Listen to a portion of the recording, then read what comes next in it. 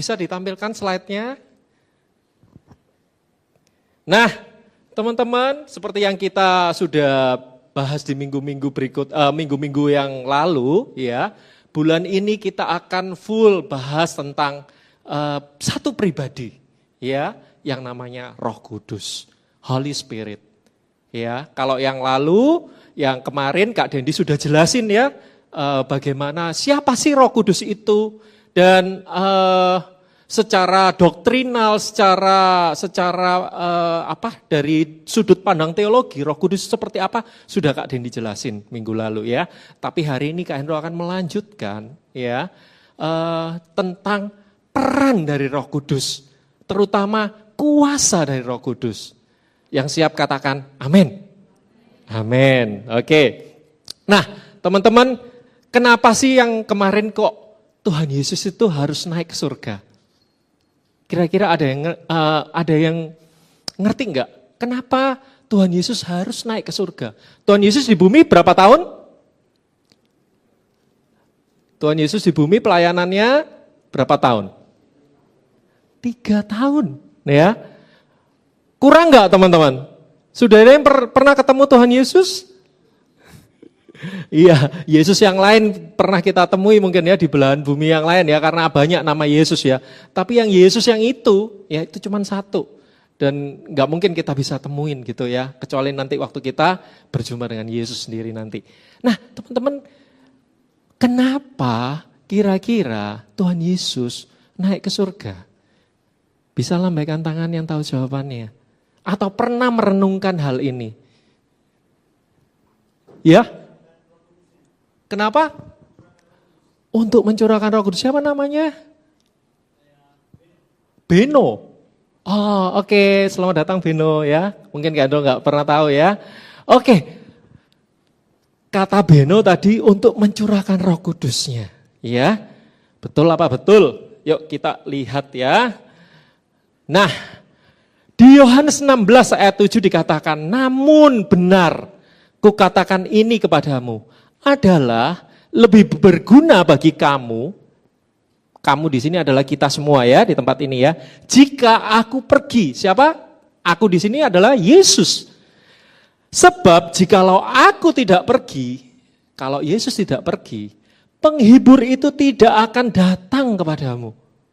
Tetapi jikalau aku pergi, aku akan mengutus Dia kepadamu. Betul sekali ya jawabannya, supaya Roh Kudus dicurahkan buat setiap kita di tempat ini.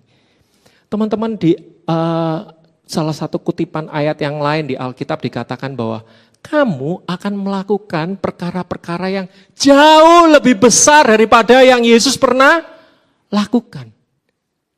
Kira-kira benar enggak pernyataan ini? Betul ya, Kak Tika sudah pernah membangkitkan orang mati ya Kak Tika ya? Oh belum, oke Kak Tika, semangat sekali, betul itu, betul ya. Ya betul, memang itu firman Tuhan katakan seperti itu teman-teman.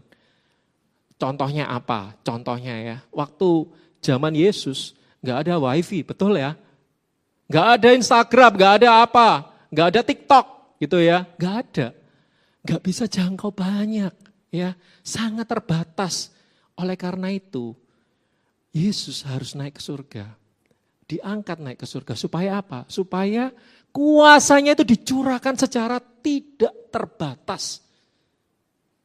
Supaya nyampe ke kamu yang di ujung sana, sampai Beno, sampai yang paling ujung, siapa ini? Kak Linda, atau Simon di sini. Ya.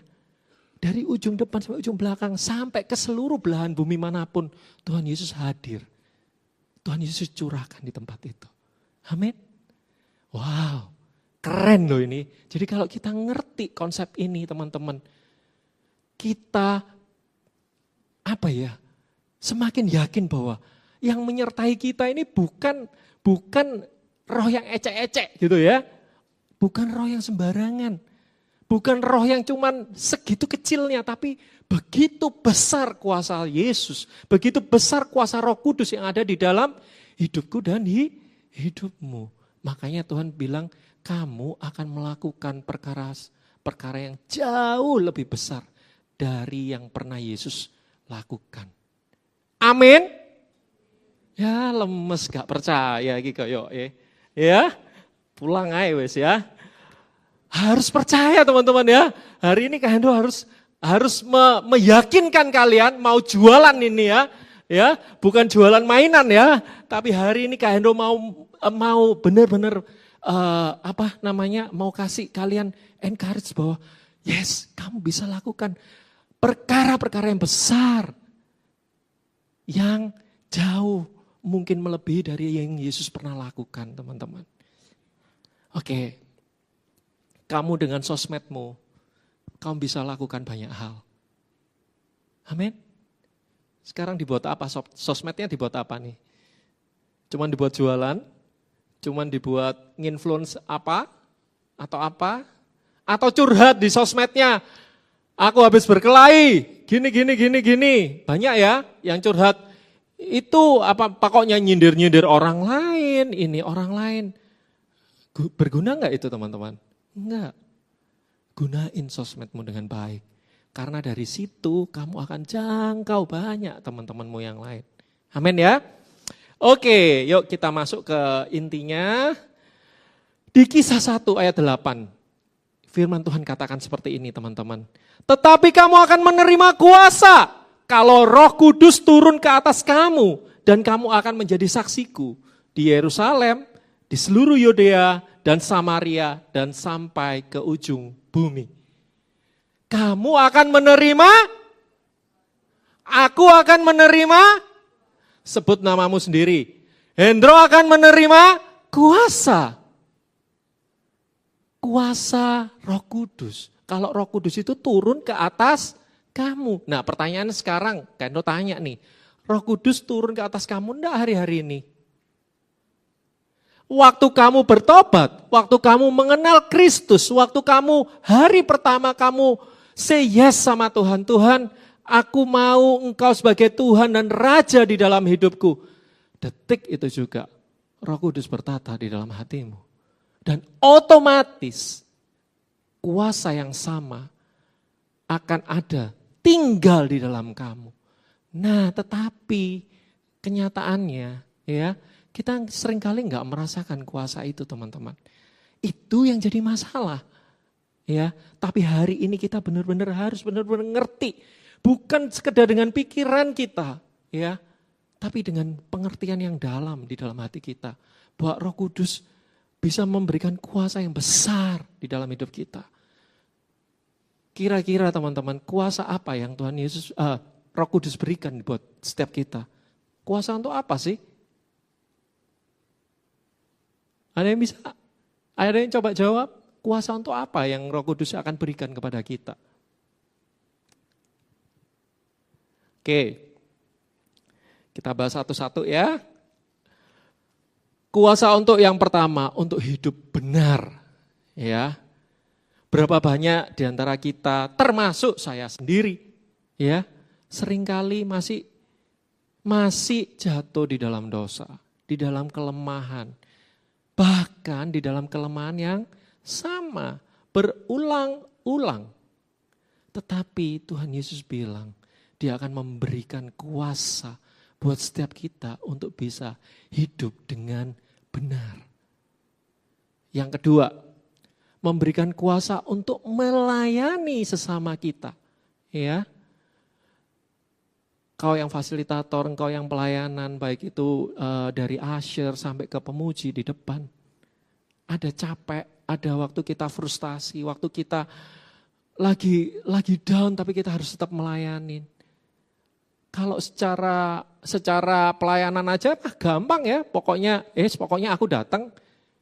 Tapi pernah nggak sih kalian yang melayani itu merasa bahwa kalau kalian jatuh di dalam dosa, terus kemudian tetap kalian harus ada di mimbar? Pasti ada hal yang mengusik kalian. Nah teman-teman, itu kuasa, Roh Kudus memberikan kuasa untuk kita melayani. Ya, oke nanti kakak akan semakin dalam per poin ya. Terus yang ketiga adalah kuasa untuk bersaksi. Ya, dikatakan di ayat sebelumnya dikatakan bahwa engkau akan menjadi saksiku di Yerusalem, di seluruh Yudea, Samaria, dan sampai ke ujung bumi.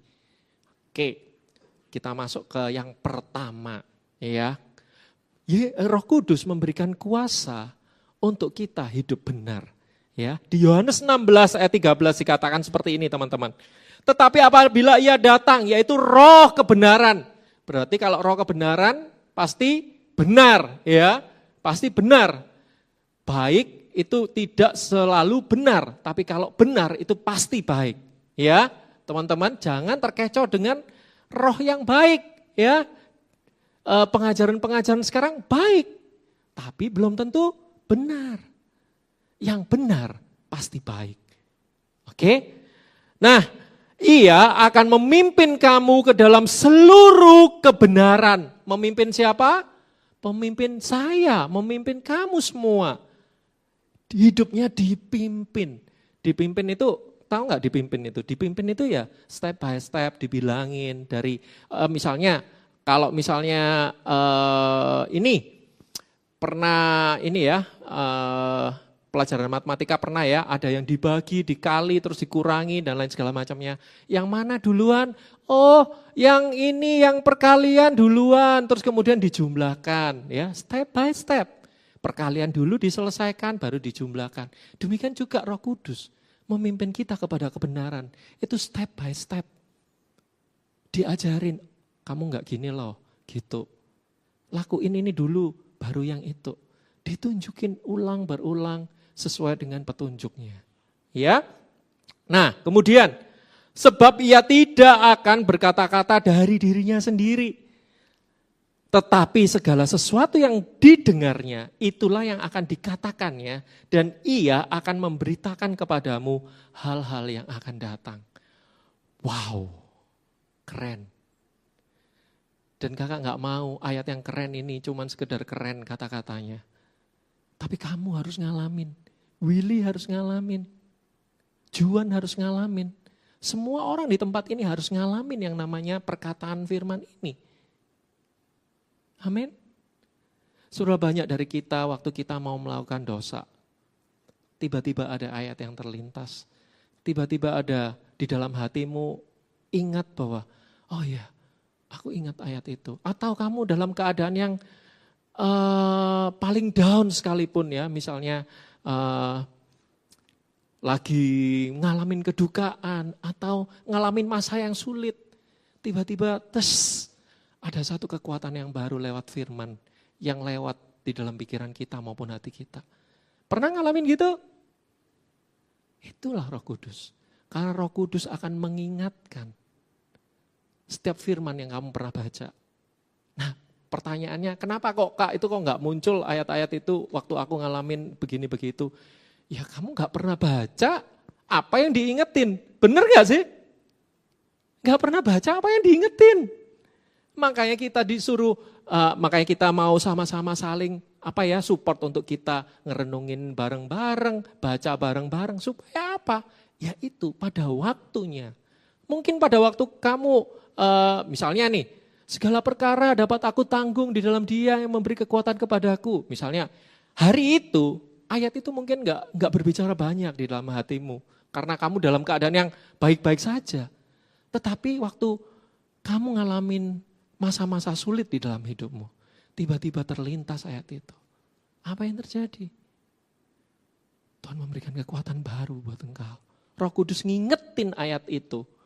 Segala perkara Alda dapat kamu tanggung di dalam Yesus yang memberikan kekuatan kepadamu.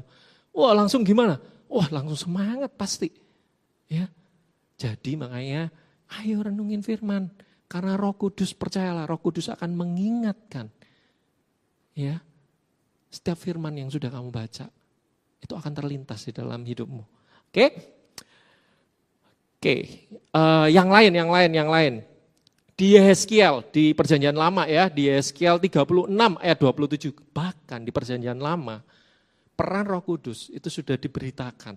Ya, Rohku akan kuberikan diam di dalam batinmu. Jadi ada di dalam kita. Dan aku akan membuat kamu hidup. Siapa aku di sini? Roh Kudus akan membuat kamu hidup menurut segala ketetapanku. Dan tetap berpegang pada peraturan-peraturanku dan melakukannya. Oke, bagaimana dengan perjanjian baru? Perjanjian baru di Roma 8 ayat 13 dikatakan seperti ini teman-teman. Sebab jika kamu hidup menurut daging, kamu akan mati. Tetapi jika oleh roh kamu akan mematikan perbuatan-perbuatan tubuhmu, kamu akan hidup. Jadi kalau kita hidup di dalam Roh Kudus hidup di dalam kita, ya. Kita kasih makan Roh Kudus, kita kasih makan roh kita, ya, setiap hari. Itu akan punya kuasa untuk mematikan hal-hal yang duniawi, hal-hal yang daging di dalam hidup kita. Apakah contoh kedagingan? Banyak ya, waktu kita mau berbuat dosa tapi kita ingat, oh ya, waktu pornografi muncul, kita bisa kuat, kita masih bisa, ya Tuhan aku gak mau lakuin itu lagi. Waktu kita tergoda untuk melakukan hal-hal yang gak baik, misalnya marah, ya berapa banyak di antara kita yang mungkin disenggol aja sudah, senggol bacok gitu ya. Nah teman-teman ayo, ya. Nah disitulah peran Roh Kudus akan bekerja di dalam hidupmu. Amin. Kalau kita sering kasih makan roh kita, kakak percaya bahwa roh itu akan mematikan perbuatan-perbuatan daging. Oke. Contoh nyata, ya, contoh nyata yang sudah sering kali kita baca, ya, tentang Simon Petrus. Tahu Simon Petrus? Bukan Simon yang ini ya, ini Simon Papua, ya, Nyong Papua, ya. Kalau ini Simon Petrus, ya, muridnya Tuhan Yesus. Tapi Simon Nyong ini juga muridnya Tuhan Yesus ya, Nyong? Iya, ya. Nah, teman-teman, ingat Simon Petrus ini siapa?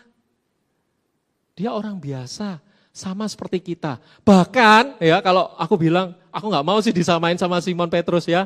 Simon Petrus sekolah waktu itu? Enggak. Kamu sekolah. Ya, lebih pintar mana kamu sama Simon? Oh Simon mau jarum. Kok dibahas lagi Simon mau jarumnya?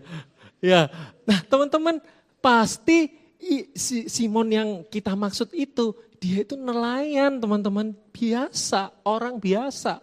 Yang mungkin pada waktu itu tidak terpandang gitu ya. Karena ya itu cuman ya rakyat biasa gitu kan. Bahkan sekolah aja kayaknya enggak deh gitu ya. Terus apalagi, dia itu orangnya agresif banget, betul ya? Wah, kalau temperamen banget. Tuhan, siapa sih yang mau ini kamu yang mau nangkep kamu? Potong telinganya ya. Ingat si Simon Petrus ini dia potong telinganya orang yang mau tangkap Tuhan Yesus, ya. Nah, segitunya. Terus apalagi? Pokok banyak gitu ya. Waktu mau terjun dari ini mau berenang, dia pakai pakaiannya dulu baru berenang. Loh, ngapain? Mau berenang kok pakai pakaian dulu, ya kan? Nah, itu adalah hal-hal yang spontan yang dia lakukan. Orangnya spontanitas ya. Terus kemudian apalagi cirinya dia? Dia kurang percaya sama Tuhan. Waktu di mana Kak taunya kalau Simon Petrus kurang percaya? Waktu berjalan di atas air, ya. Sudah jalan loh ini. Tapi bimbang, ragu. Bukankah itu juga kita yang suka bimbang, suka ragu, suka takut, ya? Itu adalah kita juga, teman-teman. Terus apalagi? Pengecut, loser, ya. Ngomongnya tadi kan, ngomongnya menggebu-gebu ya. Tuhan, kalau ada orang yang mau tangkap kamu, aku yang orang pertama yang akan membela. Nah, ini cuma diduding sama emak-emak ya. Ingat ya, di firman Tuhan katakan ada cuman ibu-ibu yang, loh itu kan muridnya Tuhan Yesus. Dia langsung ngacir, lari. Sama emak-emak, kalah sama emak-emak, kalah sama netizen ya. Kurang tough dia ya, enggak seperti kamu ya. Omongan netizen itu, gitu ya. Nah, ini pengecut banget ya. Ngomongnya enggak sesuai dengan yang dilakukan. Terus takut yang tadi itu ya juga ya. Sama enggak punya arah. Waktu itu enggak punya arah. Waktu Tuhan Yesus naik ke surga, Bingung kan? Murid-muridnya mau ngapain? Loh, Tuhan Yesus, maksudnya bukan waktu ke surga, tapi pada waktu Tuhan Yesus disalibkan terus kemudian mati. Wah, itu murid-muridnya Tuhan Yesus termasuk Petrus. Itu sudah nggak ada arahnya, udah nggak tahu. Gurunya soalnya sudah hilang, ya. Gurunya hilang, terus dia nggak tahu harus kemana, harus ngapain, nggak ngerti. Tapi teman-teman, itu cerita dulu, ya. Waktu sebelum Roh Kudus dicurahkan di dalam hidupnya Simon. Dan dia dinamakan apa? Diganti namanya. Identitasnya diganti dari Simon jadi apa? Petrus. Petrus itu artinya Petra. Petra itu di atas batu karang yang teguh. Akan aku dirikan jemaatku di tempat ini. Jadi sesuatu yang kuat, yang kokoh. Nah, kok bisa pertanyaannya? Kok bisa dari orang yang kayak gini, yang loser banget, yang penakut banget, yang wis males ya, cuma banyak omong. Teman-teman kalau punya teman yang kayak gini, suka nggak? Nggak suka pasti ya. Banyak omong tapi yang dilakukan zero gitu. Ya kan? Males. Banyak ngomongnya tok gitu ya. Tapi teman-teman, pada waktu dia berubah, pada waktu Roh Kudus turun di atas dia, 180 derajat hidupnya berubah. Dia penuh kuasa, penuh keberanian, yang tadinya cuma nelayan biasa dia bisa berkhotbah, ya. Berkhotbahnya enggak cuma segini, ya. Dia berkhotbah enggak tahu wis berapa banyak itu ya. Dan sekali khotbah 3.000 orang diselamatkan. Wow. Rasain spiritnya waktu bayangin Simon Petrus yang dulunya begitu terus kemudian jadi kayak orang yang lain super power gitu. Teman-teman, kekuatan dari mana itu? Terus dia menjadi pemimpin jemaat mula-mula. Dan sampai kalau hari ini ada, itu karena Simon Petrus juga. Kamu ada gereja, ada jemaat mula-mula yang di Antioquia. Itu karena Petrus juga. Ya teman-teman ya. Nah terus yang paling dahsyat menurut kakak. Dan ini membuat aku, waktu aku buat ini, aku baca lagi kisahnya.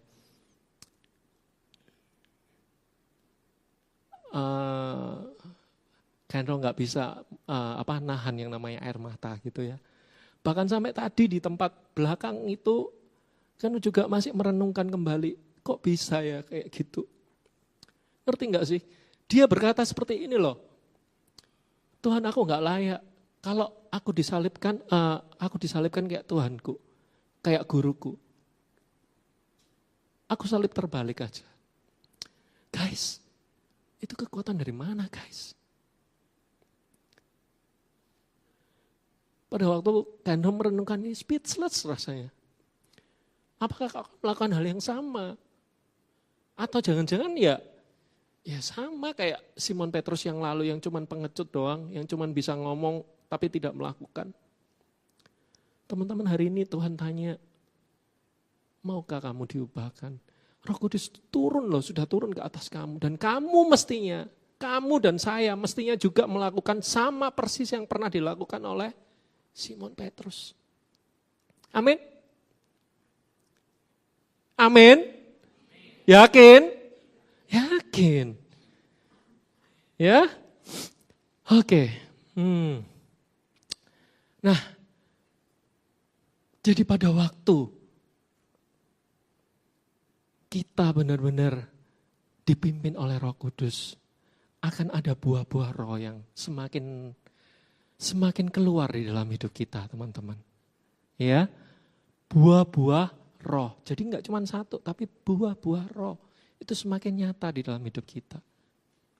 Apa aja itu Kak? Ada kasih, ada sukacita, damai sejahtera, kesabaran, kemurahan, kebaikan, kesetiaan. kelemah lembutan, penguasaan diri. Semakin hari harus semakin bold di dalam hidupmu. Harus semakin nyata, semakin bisa dirasakan oleh orang lain. Renungkan, nanti direnungkan di rumah, dievaluasi. Makanya setiap hari ambil waktu teduh. Waktu teduh itu bukan cuman baca Alkitab cepet-cepetan, terus begitu komen, terus mari gitu, oh aku sudah saat teduh. No, saat teduh itu kamu izinkan Tuhan itu ngomong sesuatu ke kamu. Evaluasi diri.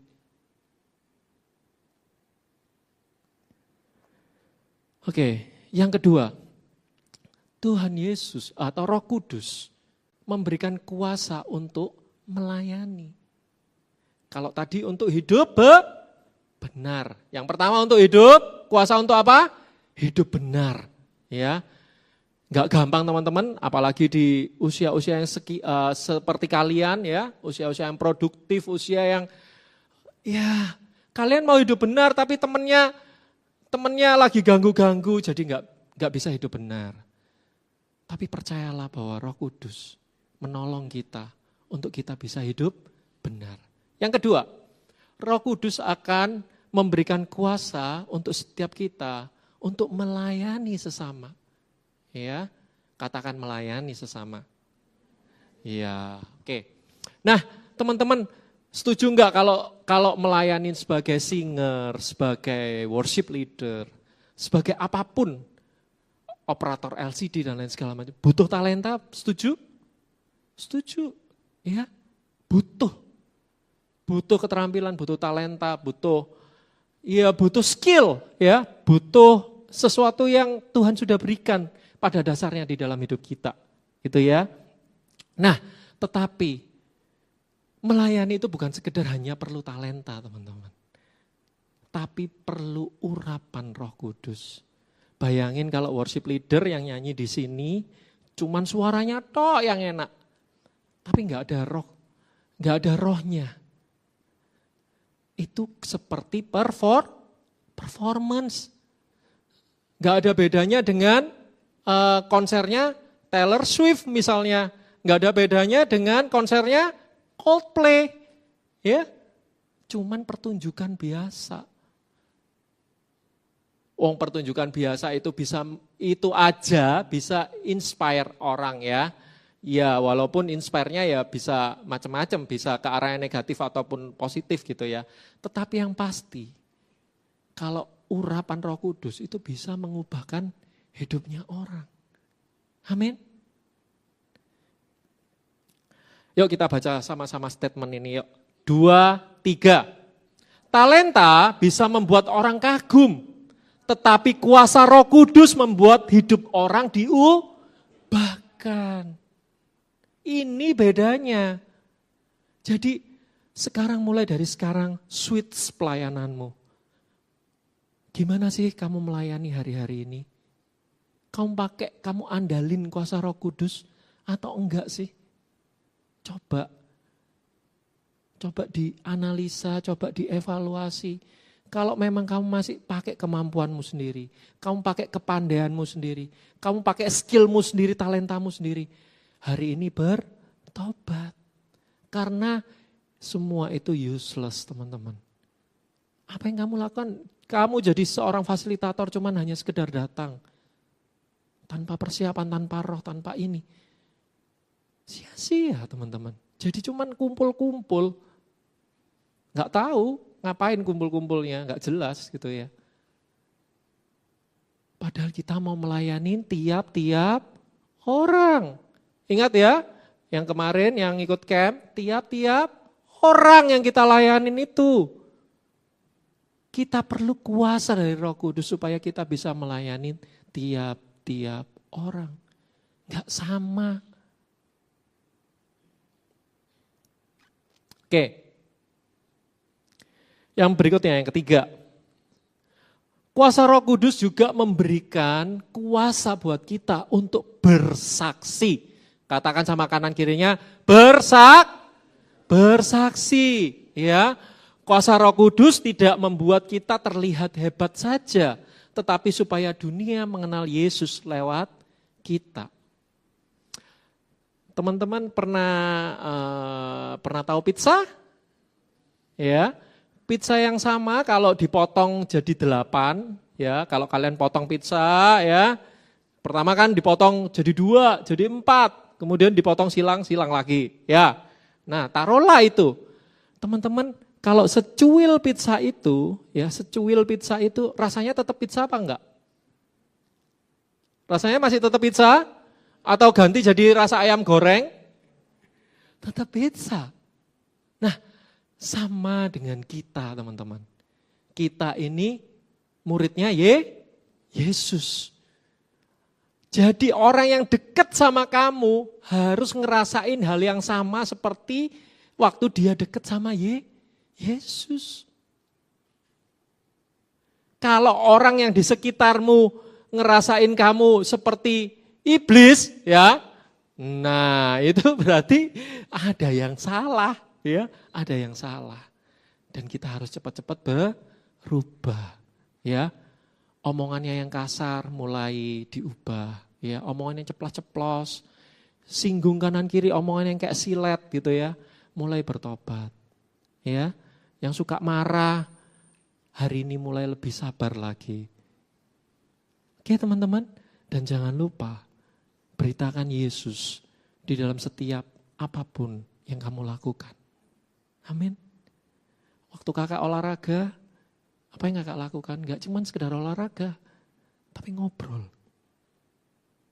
Entah itu ngomong tentang kebaikan Tuhan, entah itu kalau tadi pagi yang tak lakukan ya, apa yang tak lakukan tadi kakak olahraga pagi sama Keisha, mana Keisha? Ngantuk ya Mas Ian? Oke, nah jadi teman-teman kita ajak satu teman kita yang agama lain. Apa yang kakak lakukan? Kakak nggak ngomong tentang Tuhan, tapi lagu yang tak setel adalah lagu rohani. Itu mobilku kok, ya kan? Ya bukan sok-sokan sih, enggak. Tapi di situ kita tanemin sedikit demi sedikit. Orang ngerti Yesus itu dari mana sih? Dari apa yang dia dengar. Iman itu timbul dari, halo, dari mana? Iman timbul dari pendengaran. Pendengaran akan firman Tuhan. Lagu Kristen, firman Tuhan. Cek playlistmu sekarang. Banyak lagu rohani atau lagu yang itu, yang apa itu, yang dinyanyikan di bus itu. Lah pada ketawa semua kan. Iya. Bertobat, nggak apa-apa, lagu rohani didengerin boleh nggak? Boleh, nggak rohani yang nggak rohani boleh didengerin nggak? Boleh. Enggak masalah, tapi cek banyak mana yang kamu konsumsi, ya. Oke,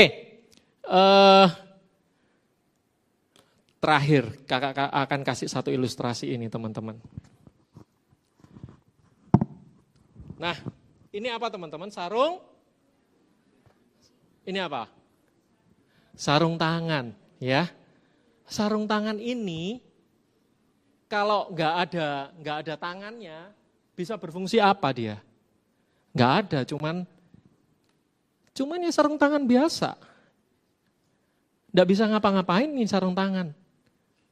Tapi pada waktu sarung tangan ini diisi oleh tangan, ya, ini bukan, kalian lihatnya kayak gitu banget sih, kayak Kainro mau buat sulap aja, enggak mau buat sulap ini ya. Nah, jadi kalau ini diisi dengan tangan, bayangin. Bisa gerak, ya, bisa say hi dan lain segala macamnya. Sarung tangan yang sama. Yang satu cuman bisa tidur aja, tapi yang satu bisa berfungsi. Nah, itulah Roh Kudus. Kalau sarung tangan ini ibarat hidup kita, teman-teman, ya. Tapi kalau hidup kita dipenuhi dengan kuasa Roh Kudus, diisi dengan kekuatan yang Roh Kudus beri di dalam hidup kita. Kita bisa melakukan banyak hal dengan hidup kita. Jadi berkat buat orang lain. Jadi saksi buat orang lain. Amin. Dan Jangan lupa teman-teman. Pada waktu kita diisi oleh sesuatu yang benar, yaitu Roh Kudus sendiri yang mengisi hidup kita. Kuasanya ini loh yang akan menuntun kita untuk kita bisa mengikuti arahan dari Roh Kudus. Tuhan Yesus yang menggerakkan, Roh Kudus yang menggerakkan kita untuk hidup benar. Jadi kalau misalnya Roh Kudus kan tangan di dalamnya nih ya, kalau gini berarti aku juga harus ikut begini. Kalau begini, aku harus ikut begini. Nah, pertanyaannya, kenapa sih kok kita seringkali tidak melakukan seperti apa yang firman katakan? Karena kita tidak mau dipimpin oleh Roh Kudus. Atau jangan-jangan yang mengisi hidup kita bukan Roh Kudus. Sehingga apa yang Roh Kudus katakan tidak kita lakukan. Tapi hari ini kita nggak mau seperti itu, kita mau berubah. Amin. Terus yang berikutnya, poin yang berikutnya.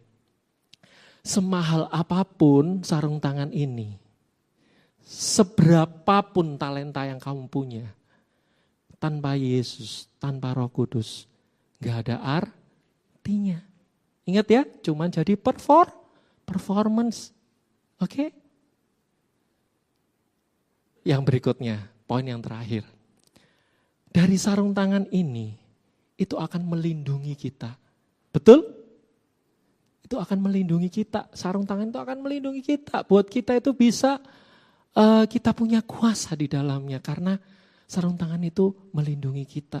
Jadi waktu kita dalam bahaya, waktu kita dalam hal-hal yang gak baik sekalipun, ingat ada Roh Kudus yang menolong kita untuk bisa hidup benar. Pemuji bisa minta tolong untuk maju ke depan. Oke. Di Matius 28 ayat 19 sampai 20 dikatakan, karena itu pergi, jadikanlah semua bangsa muridku, baptislah mereka dalam nama Bapa dan Anak dan Roh Kudus, dan ajarlah mereka melakukan segala sesuatu yang telah kuperintahkan kepadamu. Dan ketahuilah aku menyertai kamu senantiasa sampai kepada akhir zaman. Ada janji yang Tuhan Yesus berikan waktu kita menjadi saksi Kristus. Ya. Terakhir, slide yang paling akhir, sudah. Gospel connection-nya apa? Yang pertama, kita harus sadar, kita adalah manusia yang berdosa. Ada yang di sini yang berkata bahwa aku bukan orang yang berdosa, Kak. Gak ada. Termasuk aku. I am a sinner. Aku adalah orang yang berdosa. Pada waktu kita berdosa, kita tidak mampu untuk hidup benar. Kita bahkan untuk memilih yang benar pun loh, kita gak bisa. Selalu yang kita pilih yang salah. Dan akhirnya waktu kita memilih yang salah, kita melakukan hal yang salah. Sadar ya teman-teman ya, seperti itu ya.